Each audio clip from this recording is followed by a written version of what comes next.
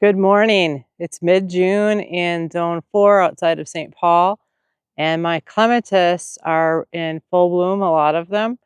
It's kind of my peak time, so let's take a quick tour and we can see which ones are in bloom. So this one is HF Young, and this is probably one of my largest displays of HF Young. HF Young is a really simple clematis to grow. You can get them a lot of times from just a big box stores here in the United States anyway. Early in the spring, you can get them for $5 or $6. So you don't need to spend a lot of money on a clematis, especially a large flowering clematis if you don't want to. You can get them really simply early in the spring from a big box store. And you'll notice that when this one opens up to begin with, you see how the flower is a little bit darker colored, a little more lavender, and then it fades to a lighter violet color. She's really beautiful. And she pairs really well with lilies. This is a oriental lily, and it's going to be pure white coming here in a few weeks. That's just one of my largest displays right there. And if I go around to the side, you can see just how thick it is. And it's three feet thick. I should have pruned it back, but it's really this whole area is meant just for this clematis. So I just left it alone. This clematis is my Rebecca, and she's been here for more than 10 years. And she's looking a little yellow. She probably needs a little bit of fertilizer. And she's surrounded by some turtle's head flowers, which I'm going to weed all that out of there. But she is like a true red color for me in the daylight. Right now we're a little bit in the shadows because the sun hasn't come around the corner just yet.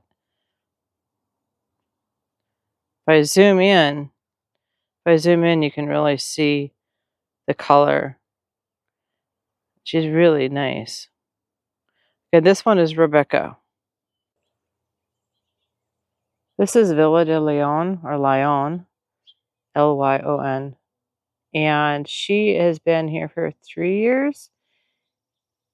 And this is the east side of my house. It is very early morning. It's about 7 o'clock. And the sun is just coming around the corner. And the colors on her are pretty incredible. The different magenta, pink colors. So if you like pink, Villa de Leon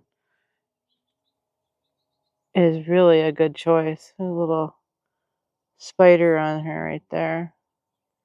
Look at how the flowers are really dark pink when they first open, and then as they age, they turn a lighter color. So here's one that's just opening. You can see the nice color contrast. She has been blooming now for almost 3 weeks. So we're in mid-June. It's pretty amazing. She's really happy this year. Same side. This doesn't look like much. I need to get in here. This is a HF Young, and it should be all the way up here, and I didn't get it strapped up, so she's laying on the ground, and I'll just have to get her picked up. I'll deadhead it, and she will actually continue to bloom.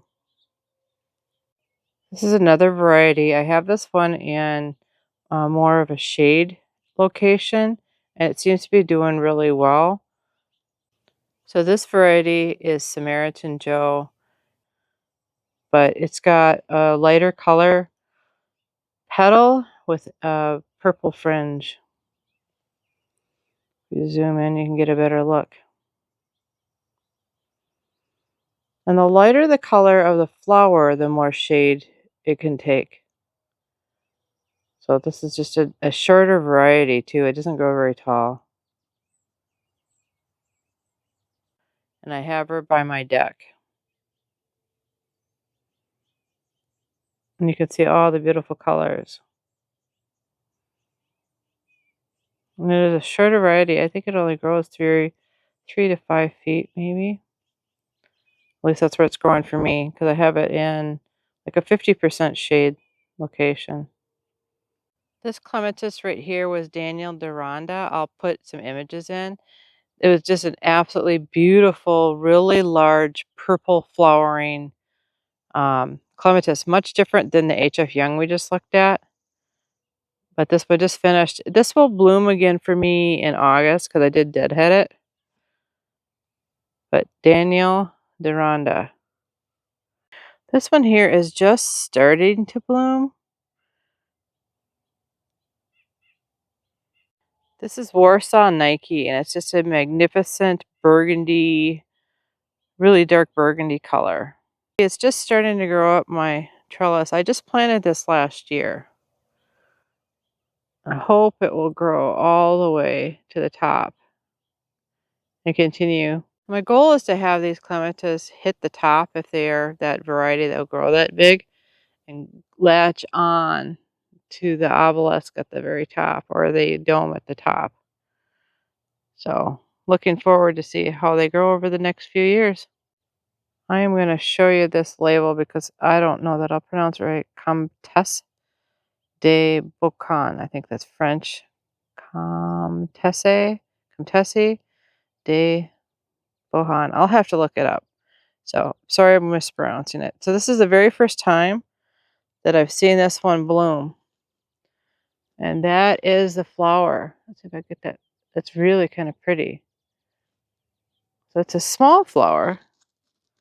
Let's see, there it is in my hand. It's a pretty small flower, but it's really kind of cool. The petals are still curled under. I wonder if that's the way they are, the habit, where they curl back like that. You can see that I've got just a ton of blooms here at the top. And she's really gonna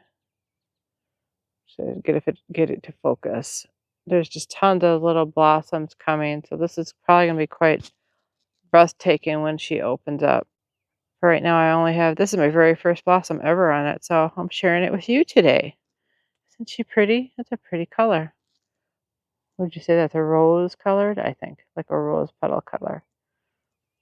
On this post is my multi-blue clematis. And it's kind of, I don't know, it's acting really weird. It doesn't want to like open all the way. It's doing weird things. I don't know I don't understand why it's doing this.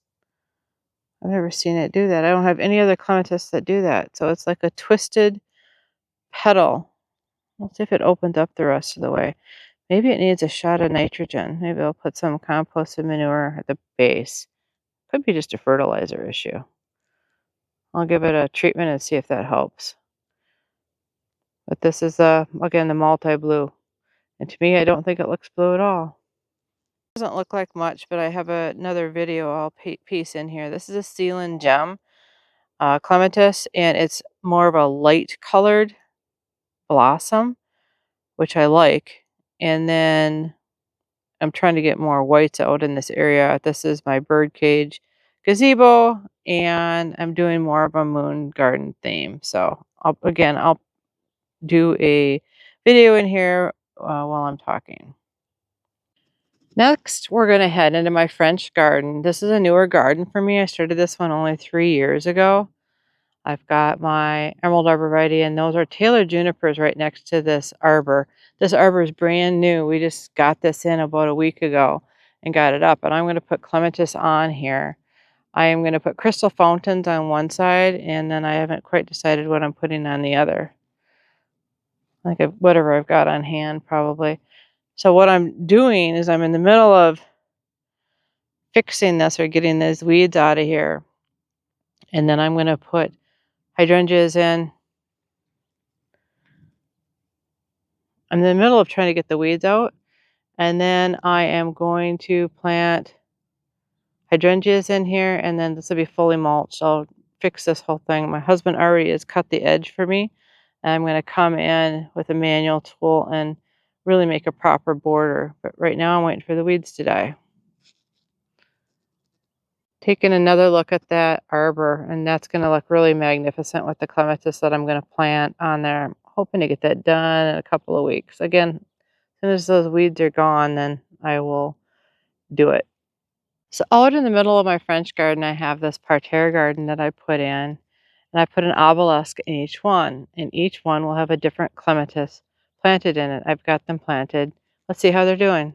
This one is Warsaw Nike, so it's another one of those really dark burgundy Merlot colors, and the petals are amazing. I've got another video of one of the blossoms that was coming earlier, and I'll piece that in here so you kind of get a close-up view of it, but it's really a beautiful, beautiful color. This I've kind of got the cage in the way, but this one is called Vagabonds, and it is a purple, like a pink purple combination color. This is newly planted, so it's still coming. By next year, it should be up the obelisk and have a lot better color. Uh, it'll be easier to see it because right now it's so close to the ground. Next obelisk has a clematis in. It looks like it's a little bit unhappy too. We just had a lot of rain, and clematis do not like a lot of rain. Um, so this one is called Westerplatte, and I do have a video or some images from one that was blooming earlier this year, and I'll piece that in here so you can see what it looks like. But it's another beautiful reddish color. This is another newly planted clematis for this year. This one's Dr. Rupel's, which is a pretty common one. It's a pink and white color, and the flowers haven't quite opened yet. So I'll probably do another tour maybe in a few weeks when we have more blossoms opening. So just kind of a wider view of my French garden, which I'm going to be doing a lot of work in here the next few weeks. So make sure you subscribe if you haven't to my channel. I got a nice little statue out there. That's Sophie. And the border I call Sophie's garden. I'm going to be working out there next week for sure. And then I've got some things I'm going to do here. I'm probably going to put some boxwood along the edge of this. I got some weeds to clean up. And then on the fountain area, the center, I've got the lavender, which is already in full bloom, which is quite amazing. The lupin that you see there is done, but I'm letting it seed pods dry out because I want to harvest the seeds. And I just really want to get a lot more lupin around here too. So consider putting clematis in your garden if you have a French style garden or you want to try that. And you can see all the different plants that I have here that they pair well with. Lavender is a great option. It's got the same bloom time as clematis, at least the zone 4 clematis, which is the type 2 variety. Let me know, which clematis varieties do you have in your garden? I just think they're just one of the most awesome flowers you could have. So if you've enjoyed this tour, give us a thumbs up so YouTube knows to share this content with others. Also consider subscribing so you don't miss any of our other great videos. Thanks for stopping by. Have a great day.